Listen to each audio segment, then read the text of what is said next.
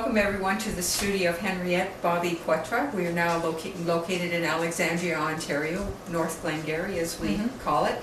And again, Henriette is going to be part of the 25th annual Apples and Art Tour as one of our featured visual artists.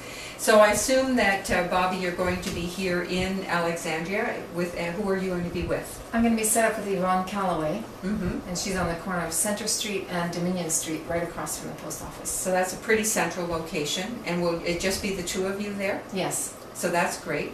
So we're going to be having a couple of featured artists here in the Alexandria area, and it's always a beautiful space to visit. So tell us a little bit about your art, Bobi, and what inspires you on a day-to-day basis.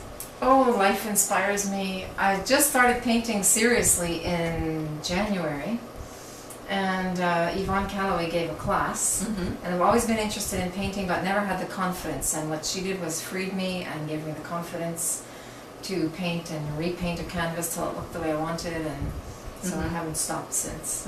Well, that's inspiring for me to know too, because I think that happens to a lot of people, and I hear so many people say I don't have a gift or I can't paint a straight line, you know. Right, which would have been what I said, yeah. And so that's inspiring, and so you've really gone in great guns. Yes, I have lots of ideas, and if I don't, I stare at a canvas or paint something like this flower, which is something that's not my usual style, as you can see. But it's fun. Yeah, it's fun, and it's challenging to do something that's not. So I see from your other style that you're doing a lot of experimenting, and you're playing with different kinds of images and so on. I recognize that looks like downtown. That looks like Montreal, is it? Or not specifically. No, just the center building reminds me of one of the insurance buildings down in old Montreal. And what medium are you using? Acrylic. I use acrylics on canvas, mostly canvas. I have one piece, it's in my living room that I did on wood. The rest is all on canvas. So you can do that? I mean, some people might not recognize that you can use acrylic on different kinds of things. It doesn't just have to be on canvas? Yes. Oh yeah. Well, I used to paint mailboxes and stuff at home, and my children were homeschooled mostly, so they did lots of crafts, and we always used acrylics for their art, and it worked well on anything we ever tried on. Now, is there a reason why you like acrylics maybe over other media? No, that's what Yvonne did in her class, and it's also more economical than, say, oil paint. So, mind you, the really good acrylics, now that I'm getting into more painting, the good acrylics are also once you start to be pricey. Studio grade, Oh yeah, you can't use cheap acrylics for this stuff. So but I think it's still a little less than oil, and oil is less forgiving, I think. I've never tried oil. One day I will. One day I'm going to experiment with some oil. Well, what you may not like is some other artists on the tour pointed out to us it's the cleanup, because it's an oil-based paint. It's a lot more challenging. I grew up with house painters. My father and my brother. My father was a house painter, and my brother too. And when they used oil paint, it was a mess to clean up, like you said. And when they used latex, which I guess would be more closer to acrylic as far as cleanup and stuff. Yeah, it was way easier, so maybe that had a little bit. So do you have if we look at this wall behind you, is there a painting of yours that's one of your favorites?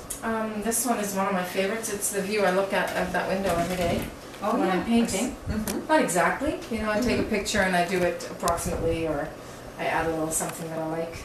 But it's roughly my view out of that window. And the one behind you I just finished, and it's one of my favorite ones so far. It's called Dementia. This one? Yes. Oh wow, that's really quite something. Yeah, I can see that, and that just the imagery of it, the fuzziness, and how it just kind of like the self fades away, and that's very good. What motivated you to create a painting like that? Do you have? Is there a personal story? My mother has dementia. Oh, she's in the residence in Lancaster. We moved her from BC. Okay. She was by herself, and so I see her deteriorating, and I have a friend whose mother also has very severe dementia, and she said it's not even her mother anymore, it's a ghost of who she used to be. Does it help you understand what's going on, like when you're painting something like that? What's the relationship between the painting and what you actually experience with your mom? Like a painting like that? Well, I'm not really sure what you mean by the relationship between what I'm painting and, I mean, I feel that my mother is like that. She's becoming a ghost of herself. She's losing, like she looks at things that are supposed to be familiar, but they look foreign to her. Yeah. Yeah, it's she's kind of fading away. Yeah. In a way, and to me, that person is kind of fading away. Yeah. Well, I love that you did that. A few years ago, I did a painting when my mother-in-law was in the hospital, and she's like my mom. And she was trying to make the decision as to whether or not she was going to stay or leave.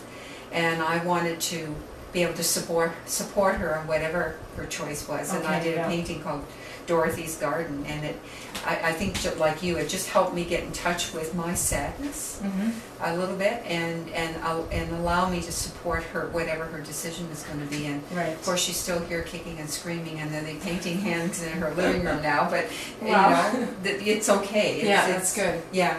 But I asked you the question because I think that, I mean, art is more than just paint on a canvas. There's so much more in behind it. Oh, they're like my babies. I didn't realize I would feel so strongly about each painting. Even the ones that I do that are just like this, it's nothing really personal. It's becoming my baby because I'm painting it. It's kind of weird. So what does that mean in terms of selling them? Oh, I sold one to my sister-in-law so far, and my niece bought a little one. Yeah. But I haven't sold one to outside of the family yet, so we'll see how that feels when it happens. Yeah.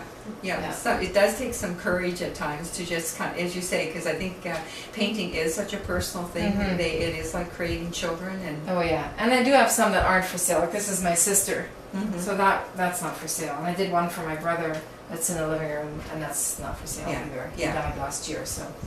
Yeah, so those become part of your own personal memory and your own story. Yeah. Well, that's delightful. Thank you so much for sharing your art with us today, Bobi. You're very welcome. And wish you well. This is your first time on the tour? Yes. This year? Yeah. So we're delighted because we have, I believe at this point, 26 locations and over 60 artists on the tour. Some people are still coming on.